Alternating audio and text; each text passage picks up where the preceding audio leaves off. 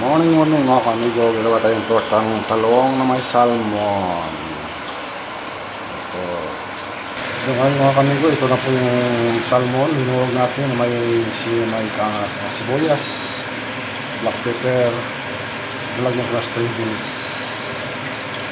So ito na po siya mga kamigo. Ating na nilog-log upang masilipsiyahan na maya. Ito. Ayan po mga kamigo, nilog-log ko muna siya.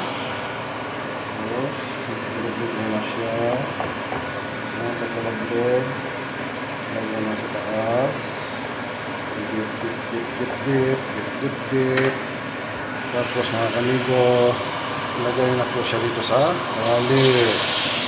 Dito sa kawali, ilagay natin siya ng salmon.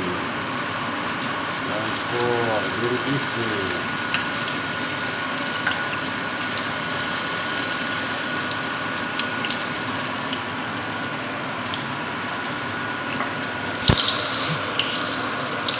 Lagyan na po siya mga kamigo. Lagyan natin na sibuyas, bawang, dinurog, tapos paminta, seasoning, at saka asin, pampalasa. Konting light soya sauce also. Ito mga kamigo, yung mga excess natin salmon. So ginawa siyang salmon patty.